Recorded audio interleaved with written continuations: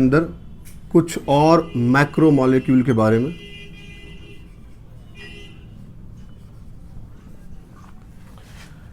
जिनका नाम है प्रोटीन्स और पॉलीसैकेराइड्स।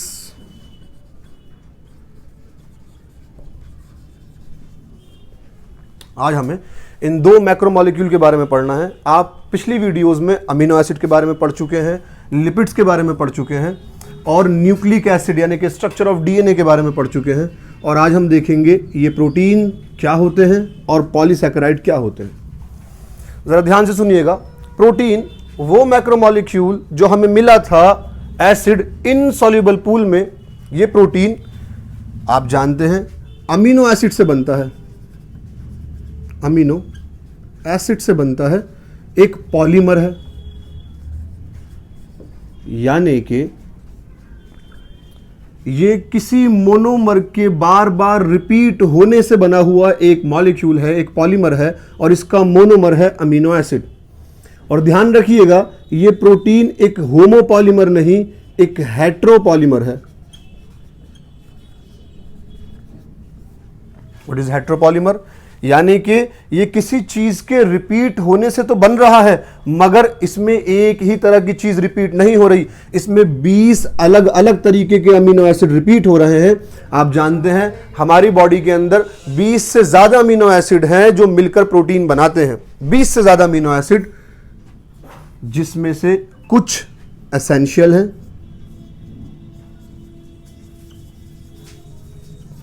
और कुछ नॉन एसेंशियल हैं।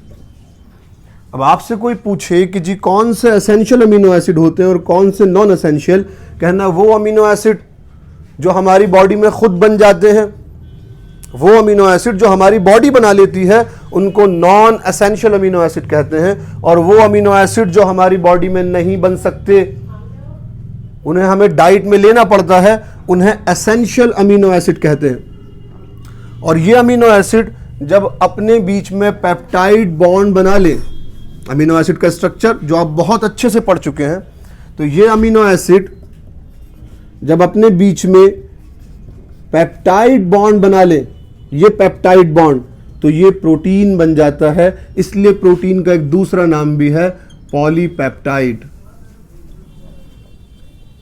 इसलिए प्रोटीन का एक और नाम है पॉलीपेप्टाइड, यानी कि अमीनो एसिड के बीच में पेप्टाइड बॉन्ड, फिर अमीनो एसिड, फिर पेप्टाइड बॉन्ड, ऐसे ही अमीनो एसिड की एक चैन बन जाती है जिसे हम प्रोटीन कहते हैं। अब ये प्रोटीन हमारी बॉडी का बहुत अहम हिस्सा है। कोई पूछे प्रोटीन क्या करता है, कहना पूछिए क्या नहीं करता। प्रोटीन एंजाइम भी है, प्रोटीन रिसेप्टर्स भी हैं, प्रोटीन हमारे सेल के अंदर बेस सब्सटेंस भी है जिसका नाम कोलेजन है। यही प्रोटीन हार्मोन्स भी बनाते हैं और यही प्रोटीन से बना हुआ है GLUT4।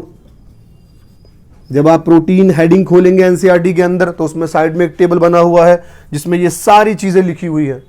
GLUT4 क्या है? कहना ग्लूकोज को ट्रांसपोर्ट कराने वाला चैनल है जिसका नाम GLUT4 है, ये भी प्रोटीन से बना हुआ है। कोलेजन क्या है? कहना बेस सब्सटेंस है सेल के अंदर और यही कोलेजन है जो मोस्ट अबंडेंट प्रोटीन है एनिमल वर्ल्ड में। यानी कि वो आपसे डायरेक्ट सवाल पूछेंगे कि बताइए कौन सा प्रोटीन है जो मोस्ट अबंडेंट है एनिमल वर्ल्ड में, आप कहेंगे कोलेजन। और अगर वो आपसे पूछे कि बताइए पूरे बायोस्फीयर में मोस्ट अबंडेंट प्रोटीन कौन सा है, आप कहेंगे रुबिस्को, वही एंजाइम जो आपने रेस्पिरेशन चैप्टर में पढ़ा था, राइबोलोज, बिसफॉस्फेट, कार्बोक्सिलेज, ऑक्सीजनेज। ये रुबिस्को मोस्ट अबंडेंट प्रोटीन है पूरे बायोस्फीयर में और कोलेजन मोस्ट अबंडेंट प्रोटीन है एनिमल वर्ल्ड में। तो हमने ये प्रोटीन के बारे में कुछ बेसिक बातें पढ़ ली हैं और अब हमें पढ़ना है प्रोटीन का स्ट्रक्चर। आपसे कोई पूछे प्रोटीन का स्ट्रक्चर कैसा होता है, कहना प्रोटीन का स्ट्रक्चर हम 4 लेवल पे पढ़ेंगे।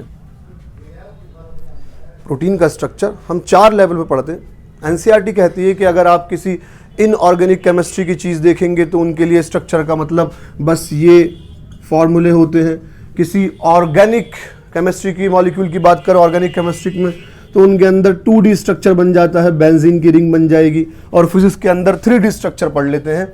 लेकिन यहां हम प्रोटीन का स्ट्रक्चर 4 लेवल पे पढ़ेंगे, प्राइमरी, सेकेंडरी, टर्शरी और क्वाटरनरी स्ट्रक्चर।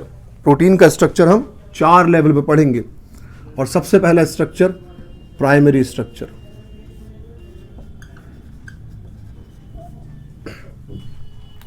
कोई पूछे प्राइमरी स्ट्रक्चर कैसा है प्रोटीन का, कहना एक लीनियर स्ट्रक्चर है। अमीनो एसिड का स्ट्रक्चर, कार्बोक्सिलिक एसिड, अमीन ग्रुप, हाइड्रोजन, फंक्शनल ग्रुप, इनके बीच में जब पेप्टाइड बॉन्ड बनता है, इनके बीच में जब पेप्टाइड बॉन्ड बनता है, इधर अमीन ग्रुप, इधर फिर कार्बोक्सिलिक ग्रुप, इस तरीके से, तो ये एक लीनियर थ्रेड लाइक स्ट्रक्चर बन जाता है। और इसी थ्रेड लाइक स्ट्रक्चर को कहते हैं प्रोटीन का प्राइमरी स्ट्रक्चर, जिसका एक टर्मिनल कहलाता है एन टर्मिनल, जिस तरफ अमीन ग्रुप है, और जिसका आखिरी टर्मिनल कहलाता है सी टर्मिनल, जिसमें कार्बोक्सिलिक ग्रुप बचा हुआ है। ऐसे प्रोटीन का प्राइमरी स्ट्रक्चर बन गया एक लीनियर थ्रेड लाइक स्ट्रक्चर। और यही प्रोटीन जब ये थ्रेड लाइक स्ट्रक्चर या तो हेलिकल फॉर्म बना ले, यही प्रोटीन का स्ट्रक्चर, ये थ्रेड लाइक स्ट्रक्चर जब एक हेलिकल फॉर्म बना ले, या फिर ऐसे बीटा प्लेटेड की तरह मॉडिफाई हो जाए, तो इन दोनों स्ट्रक्चर को कहते हैं प्रोटीन के सेकेंडरी स्ट्रक्चर। ध्यान से सुनिएगा, प्राइमरी स्ट्रक्चर एक थ्रेड लाइक पॉलीपेप्टाइड की चैन जिसमें सिर्फ पेप्टाइड बॉन्ड है, और जब यही प्राइमरी स्ट्रक्चर ऐसे हेलिकल फॉर्म बना ले अपनी, या फिर बीटा प्लेटेड बना ले, तो इसको सेकेंडरी स्ट्रक्चर बोलते हैं। और जब यही प्रोटीन, यही थ्रेड, यही हेलिकल फॉर्म अपने आप को रैप कर ले पूरी तरीके से और एक वुलन बॉल जैसा स्ट्रक्चर बना ले, तो इसको बोलते हैं टर्शरी स्ट्रक्चर। इसे बोलते हैं टर्शरी स्ट्रक्चर। और प्रोटीन जब एंजाइम की तरह काम करता है, प्रोटीन जब एंजाइम की तरह काम करता है, तो उसको ये स्ट्रक्चर बनाना ज़रूरी है। इस स्ट्रक्चर से कम तर पे, यानी कि सेकेंडरी और प्राइमरी स्ट्रक्चर में प्रोटीन एंजाइम की तरह काम नहीं करता। तो इसलिए एनसीईआरटी कहती है कि प्रोटीन को बहुत सारे बायोलॉजिकल प्रोसेस करने के लिए ये वाला स्ट्रक्चर इख्तियार करना पड़ता है, टर्शरी स्ट्रक्चर। और उसके बाद जब ऐसे टर्शरी स्ट्रक्चर कई सारे मिलकर कुछ सब यूनिट्स बना लें और मिल जाएं, तो इस स्ट्रक्चर को बोलते हैं क्वाटरनरी स्ट्रक्चर। ध्यान से सुनिएगा, इस प्राइमरी स्ट्रक्चर के अंदर सिर्फ पेप्टाइड बॉन्ड थे, और इस टर्शरी स्ट्रक्चर के अंदर हाइड्रोजन बॉन्ड भी आ गए और डाई सल्फाइड बॉन्ड भी आ गए। इस टर्शरी स्ट्रक्चर के अंदर हाइड्रोजन के बॉन्ड भी आ गए और डाई सल्फाइड के बॉन्ड भी आ गए। यानी कि आप कहेंगे एक प्रोटीन को टर्शरी स्ट्रक्चर में आने के लिए पेप्टाइड बॉन्ड तो उसके अंदर है ही, उसके अलावा हाइड्रोजन बॉन्ड और डाई सल्फाइड बॉन्ड चाहिए। और जब यही टर्शरी स्ट्रक्चर ऐसे सब यूनिट्स बनाकर, यही टर्शरी स्ट्रक्चर जब सब यूनिट्स बना ले, तो इसको क्वाटरनरी स्ट्रक्चर बोलते हैं। और इसका एग्जाम्पल है आपके लिए हीमोग्लोबिन। हमारे आरबीसी के अंदर एक पिगमेंट हीमोग्लोबिन, जिसके अंदर 4 प्रोटीन की चैन होती हैं, 2 अल्फा और 2 बीटा चैन। तो इसी के साथ ये प्रोटीन का पूरा स्ट्रक्चर खत्म हो गया। और प्रोटीन के बारे में आपने लगभग सारी बातें जान ली कि प्रोटीन अमीनो एसिड से बनी हुई एक चैन है जिसके बीच में पेप्टाइड बॉन्ड्स हैं, और 20 से ज़्यादा अमीनो एसिड मिलकर प्रोटीन बनाते हैं, जिनमें से कुछ एसेंशियल हैं और कुछ नॉन एसेंशियल हैं।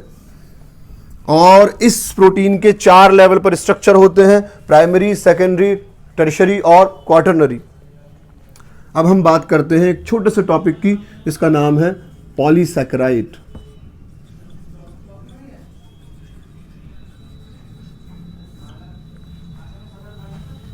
इसके नाम से आपको पता चल रहा होगा, पॉली मतलब बहुत सारे, सैकेराइड मतलब शुगर। आप जानते हैं ग्लूकोज एक शुगर है, मोनोसैकेराइड। तो जब ऐसे ही शुगर मिलकर एक बहुत बड़ा स्ट्रक्चर बना ले, तो उनको पॉलीसैकेराइड बोलते हैं। और इस चैप्टर में आपको कितने पॉलीसैकेराइड पढ़ने, जरा ध्यान से सुनिएगा। पहला स्टार्च एक पॉलीसैकेराइड है, दूसरा ग्लाइकोजन एक पॉलीसैकेराइड है, तीसरा इन्युलिन एक पॉलीसैकेराइड है, और चौथा सेलुलोज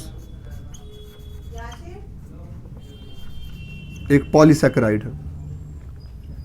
ये स्टार्च, अगर आपसे पूछा जाए ये पॉलीसैकेराइड इसका मोनोमर क्या है, यानी कि ये कौन से शुगर से मिलकर बना है, आप कहेंगे ग्लूकोज से। इसका मोनोमर ग्लूकोज है और ये एक होमोपॉलीमर है, क्योंकि बार बार ग्लूकोज रिपीट होकर स्टार्च बना रहा है, और यही पॉलीसैकेराइड है जिस फॉर्म में प्लांट्स के अंदर खाना स्टोर होता है।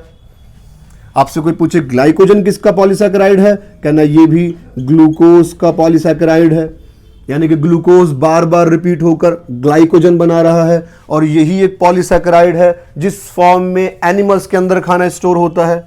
कोई पूछे सेलुलोज किसका पॉलीसैकेराइड है, आप कहेंगे ये भी ग्लूकोज का पॉलीसैकेराइड है, और इसी सेलुलोज से प्लांट की सेल वॉल बनी होती है, यानी कि ये तीनों पॉलीसैकेराइड तीनों पॉलीमर के मोनोमर है ग्लूकोज।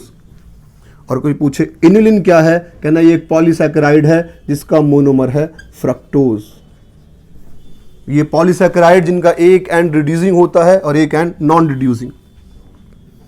इन चारों पॉलीसैकेराइड में से बहुत ध्यान से सुनिएगा, इन चारों पॉलीसैकेराइड के अंदर सिर्फ एक स्टार्च ऐसा पॉलीसैकेराइड है जो आयोडीन को बाइंड कर सकता है, हेलिकल फॉर्म बनाता है।